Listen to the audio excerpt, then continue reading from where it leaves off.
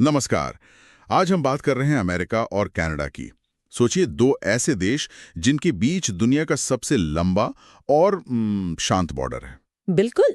और फिर अचानक एक दिन खबर आती है कि पूर्व राष्ट्रपति ट्रंप ने कनाडा पर 100% टैरिफ लगाने की धमकी दे दी। हाँ, और इसी ने सबको चौंका दिया।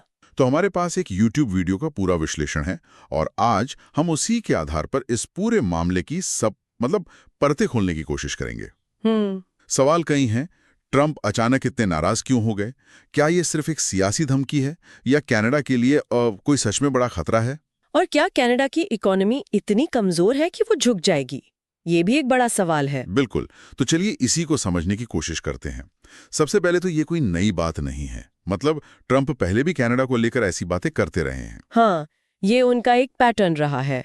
वो मजाक मजाक में कहते थे कि कनाडा को अमेरिका का 51वां राज्य बना लेना चाहिए। और एक चीज बहुत दिलचस्प है, वो कनाडाई प्रधानमंत्री को प्राइम मिनिस्टर नहीं कहते। नहीं, वो उन्हें गवर्नर कहकर बुलाते हैं। उन्होंने जस्टिन ट्रूडो को भी गवर्नर कहा था और अब जो प्रधानमंत्री है मार्क कार्नी, उन्हें भी गवर्नर कार्नी कहते हैं। गवर्नर कार्नी सुनने में एक छोटा सा मजाक लगता है, लेकिन इसके पीछे का मतलब वो बहुत गहरा है और यही ट्रंप का अंदाज है। वो सिर्फ शब्दों से नहीं खेलते, वो प्रतीकों से, सिंबल से हमला करते हैं। अमेरिका में 50 राज्य हैं और हर राज्य का एक गवर्नर होता है ना? हाँ। तो जब आप कनाडा के प्रधानमंत्री को गवर्नर कहते हैं तो आप दुनिया को ये संदेश दे रहे हैं कि कनाडा कोई बराबर का देश नहीं है, वो अमेरिका के अधीन एक और राज्य जैसा है। तो ये एक तरह का पावर प्ले है, एक माइंड गेम। बिल्कुल। ये उनकी घरेलू राजनीति के लिए भी है, अपने वोटर्स को दिखाना कि दुनिया में बॉस कौन है। अच्छा, लेकिन हाल में ये तल्खी इतनी ज्यादा क्यों बढ़ गई? इसकी चिंगारी कहाँ से उठी? जो विश्लेषण हम देख रहे हैं उसके मुताबिक इसकी जड़ें ग्रीनलैंड से जुड़ी हैं। ग्रीनलैंड? वो कैसे? हाँ, ये कनेक्शन बड़ा दिलचस्प है।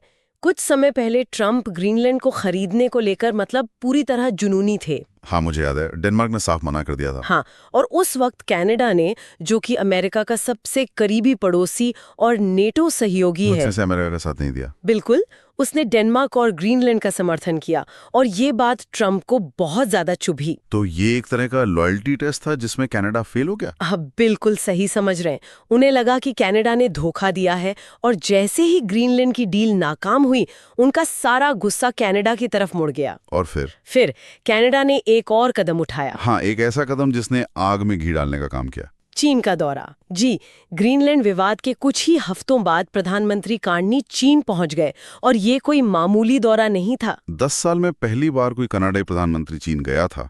हाँ, टाइमिंग देखिए, एक तरफ अमेरिका से रिश्ते खराब हुए और दूसरी तरफ आप सीधे उसके सबसे बड़े प्रतिद्वंदी के पास चले गए। ये एक बहुत बड़ा रणनीतिक संदेश था। वहां जाकर उन्होंने चीन के साथ trade and strategic partnership agreement sign किया। अच्छा। और इसके तहत चीन से आने वाली इलेक्ट्रिक गाड़ियों पर टैरिफ लगभग 0 कर दिया गया। अरे! एक तरफ अमेरिका चीनी ईवी इंडस्ट्री को रोकने में लगा है और उसका पड़ोसी उसके लिए दरवाजे खोल रहे हैं। बिल्कुल। और कनाडा को इसके बदले में क्या मिला? चीन ने कनाडा के कैनोला के लिए अपने बाजार खोल दिए। कैनोला वहां के किसानों के लिए एक बहुत बड़ी फसल है, तो ये अमेरिकी दबाव को काउंटर करने की कोशिश थी। लेकिन बात यहीं खत्म नहीं हुई है ना? नहीं, प्रधानमंत्री कार्नी ने वहां एक बयान दिया जिसने वॉशिंगटन में खलबली मचा दी। क्या कहा उन्होंने? उन्होंने चीन को एक नया वर्ल्ड ऑर्डर कह दिया। ओहो, ये तो ट्रंप के अमेरिका फर्स्ट पे सीधा हमला था। विश्व अब अमेरिका ने चीन तय करेगा और ट्रंप ने तभी कहा था कि कनाडा को इस पर पछताना पड़ेगा। और शायद वही पछतावा अब इस 100% टैरिफ की धमकी के रूप में सामने आया है। बिल्कुल। ट्रंप चुनौतियों का जवाब चुप रहकर नहीं देते, वो दांव और बढ़ा कर देते हैं। यहाँ 1 मिनट रुकते हैं। 100% टैरिफ, इसका असल में मतलब क्या है? अगर कोई कार का पार्ट कनाडा में $100 का बनता है तो अमेरिका में घुसते ही वो $200 का हो जाएगा। एकदम सही, उसकी कीमत दोगुनी हो जाएगी। अब सोचिए, एक कार में हजारों ऐसे पार्ट्स होते हैं, तो या तो कार बहुत महंगी हो जाएगी या फिर अमेरिकी कंपनियां कनाडा से वो पार्ट मंगाना ही बंद कर देंगी, जिससे कनाडा की फैक्ट्रियां बंद हो जाएंगी। बिल्कुल। इसीलिए इसे एक आर्थिक परमाणु बम जैसा कहा जा रहा है। और जो आंकड़े हैं वो तो वाकई डरावने हैं। कनाडा की इकोनॉमी लगभग $2.25 ट्रिलियन की और अमेरिका की $30 ट्रिलियन से भी ज्यादा, 13-14 गुना बड़ी। बहुत बड़ा अंतर है। और सबसे चौंकाने वाली बात, कनाडा का लगभग 76% एक्सपोर्ट सिर्फ अमेरिका को जाता है। 3/4 से ज्यादा कमाई सिर्फ एक देश से। यही वो आंकड़ा है जिसके दम पर ट्रंप ये धमकी दे रहे हैं। ये निर्भरता बहुत बहुत ज्यादा है। लेकिन एक मिनट, 76%, ये तो किसी भी देश की अर्थव्यवस्था की रीढ़ की हड्डी तोड़ने जैसा है। तो क्या इसका मतलब ये नहीं कि कनाडा की इकोनॉमी पूरी तरह तबाह हो जाएगी? क्या उनके पास सच में कोई तुरूप के पत्ते हैं? पहली नजर में ऐसा ही लगता है और ट्रंप यही दिखाना भी चाहते हैं, लेकिन कहानी इतनी एक तरफा नहीं है। अच्छा। हाँ, ये सच है कि कनाडा अमेरिका पर निर्भर है, लेकिन ये भी सच है कि अमेरिका भी कई जरूरी चीजों के लिए कनाडा पर निर्भर है। जैसे कि? क्या है वो तुरूप के पत्ते? सबसे बड़ा पत्ता है ऊर्जा, एनर्जी, तेल और गैस। हाँ, अमेरिका अपनी जरूरत का एक बड़ा हिस्सा तेल और गैस कनाडा से लेता है। अगर कनाडा सप्लाई रोक दे तो अमेरिका में पेट्रोल डीजल के दाम आसमान छूने लगेंगे। ये तो बड़ा पॉइंट है। और दूसरा है जरूरी खनिज, मिनरल्स। कनाडा दुनिया में पोटैश का सबसे बड़ा उत्पादक है, जिसके बिना खाद नहीं बन सकती। अच्छा। वो यूरेनियम का दूसरा सबसे बड़ा उत्पादक है, जो न्यूक्लियर पावर के लिए जरूरी है। सोने का 5वां सबसे बड़ा उत्पादक है। मतलब ये सिर्फ गाड़ियां और लकड़ी नहीं है, ये ऐसी चीजें हैं जिनके बिना अमेरिका का काम भी रुक सकता है। बिल्कुल। और एक चीज जिसे लोग अक्सर भूल जाते हैं, पानी। दुनिया का 20% ताजा पानी कनाडा के पास है। तो ट्रंप का टैरिफ कनाडा के निर्यात को नुकसान पहुंचा सकता है, लेकिन उसकी पूरी इंडस्ट्री को तबाह नहीं कर सकता। और कनाडा अकेला भी तो नहीं है। G7 का सदस्य है। बिल्कुल सही, वो G7 का सदस्य है, OECD का सदस्य है। अगर अमेरिका अपने ही एक क्लब मेंबर पर ऐसे हमला करेगा तो बाकी सदस्य देश जैसे जर्मनी, फ्रांस, जापान, वो भी तो दबाव डालेंगे। सही बात है। अच्छा, ये तो हुई जियोपॉलिटिक्स की बात, लेकिन कनाडा ने जमीनी स्तर पर क्या जवाब दिया? प्रधानमंत्री कार्नी ने क्या कहा? और यही उनकी रणनीति को बहुत दिलचस्प बनाता है। कार्नी ने ट्रंप को कोई तीखा जवाब नहीं दिया, कोई पलटवार नहीं किया। नहीं, इसके बजाय उन्होंने अपने देश के अंदर एक नारा दिया, buy Canadian build Canada. Canada का खरीदो, कनाडा को बनाओ। ये तो आत्मनिर्भरता का मंत्र लग रहा है। बिल्कुल, ये एक बहुत स्मार्ट मूव है।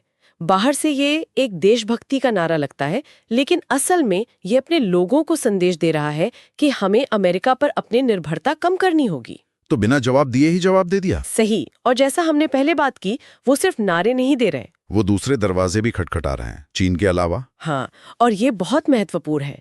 वो भारत और आसियान देशों के साथ व्यापारिक रिश्ते मजबूत करने में लगे हैं। मतलब अपने एक्सपोर्ट के लिए नए बाजार खोज रहे हैं, ताकि सारे अंडे एक ही टोकरी में ना रहें। बिल्कुल। लेकिन क्या इससे अमेरिका और ज्यादा नाराज नहीं होगा? यहीं पर कनाडा एक बहुत महीन धागे पर चल रहा है। ध्यान दीजिए, उन्होंने चीन के साथ कोई फ्री ट्रेड एग्रीमेंट नहीं किया। अच्छा, सिर्फ कुछ क्षेत्रों में साझेदारी की है। हाँ, ये एक तरह से अमेरिका को आश्वासन देने जैसा है कि हम आपको छोड़ नहीं रहे हैं, बस अपने लिए कुछ और विकल्प तैयार कर रहे हैं। और ये भी याद दिला रहे हैं कि अगर आप हमें बहुत ज्यादा धकेलेंगे तो हमारे पास जाने के लिए और भी जगह है। तो इन सब बातों का क्या मतलब निकलता है?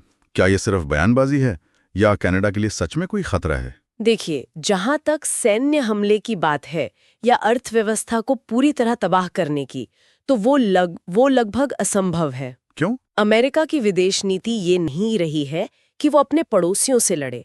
ट्रंप ने मेक्सिको के साथ भी बहुत सख्ती की, लेकिन अंत में दीवार बनाने की बात की, युद्ध की नहीं। तो ये सब सिर्फ दबाव बनाने की एक रणनीति है। बिल्कुल, ये एक शक्ति प्रदर्शन है। ये कनाडा को बहुत सख्त लहजे में याद दिलाने की कोशिश है कि तुम्हारी इकोनॉमी हमारी इकोनॉमी से कितनी गहराई से जुड़ी है। और अमेरिकी हितों के खिलाफ, खासकर चीन के साथ जाकर कोई कदम मत उठाओ। एकदम से। ये एक बड़े भाई की तरह छोटे भाई को उसकी हद याद दिलाने जैसा है। तो ये पूरा मामला सिर्फ दो देशों के व्यापारिक विवाद से कहीं ज्यादा गहरा है। सही कहा। ये सिर्फ टैरिफ और ट्रेड की लड़ाई नहीं है, ये भविष्य की लड़ाई है कि 21वीं सदी में दुनिया का बॉस कौन होगा। ये सब देखते हुए एक अहम सवाल मन में उठता है, क्या ये सिर्फ अमेरिका और कनाडा का एक किस्सा है या ये एक बड़े वैश्विक बदलाव का संकेत है, जहां अमेरिका के सबसे करीबी दोस्त भी अब चीन जैसे नए विकल्पों को गंभीरता से देख रहे हैं?